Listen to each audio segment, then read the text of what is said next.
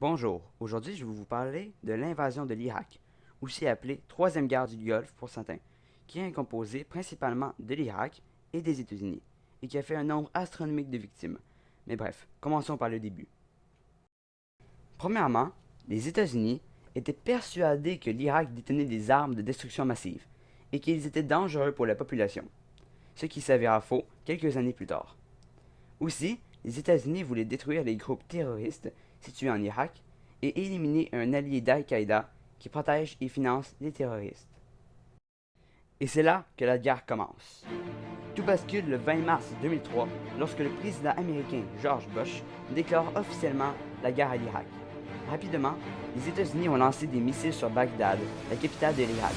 Alors l'Irak riposte rapidement en envoyant à leur tour des missiles balistiques, dont la plupart interceptés ou tombent dans des zones inhabitées.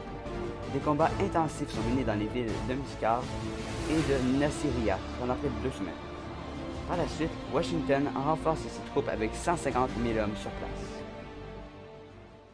Plus tard, les troupes de la coalition, qui est en fait le regroupement militaire de plusieurs pays pendant la guerre de l'Irak, qui est composé principalement des États-Unis et du Royaume-Uni, commencent les recherches pour trouver Saddam Hussein, le président de l'Irak, qui a installé une brutale dictature et est reconnu pour de nombreuses violations des droits de l'homme, est accusé de crimes de guerre, meurtres, crimes contre l'humanité et plein de choses de ce genre.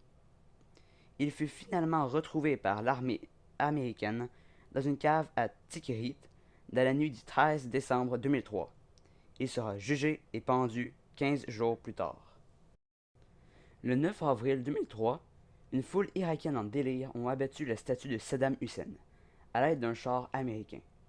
Les Irakiens ont d'abord placé un drapeau américain qui recouvrait le visage de la statue. Ils l'ont ensuite retiré pour mettre un drapeau de l'Irak pour symboliser que l'Irak domine les États-Unis. Et ils ont ensuite abattu la statue du dictateur. L'événement a eu une percussion monstre compte tenu de la portée symbolique de l'image. Le cours de la guerre a continué pendant 8 ans. Finalement, la plupart des sites de production d'armes chimiques ont été bombardés. La fin de cette guerre sera menée par la défaite rapide de l'armée irakienne. La guerre aura duré 8 ans, 8 mois et 28 jours.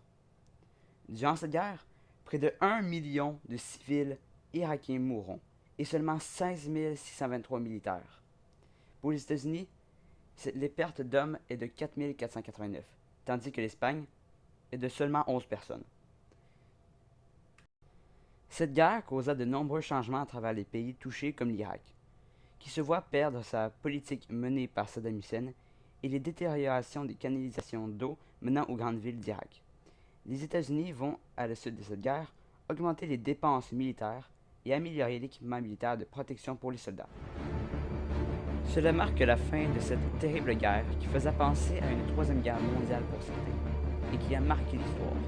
Sur ce, merci de m'avoir écouté et j'espère vous en avoir appris plus sur l'invasion de l'Irak.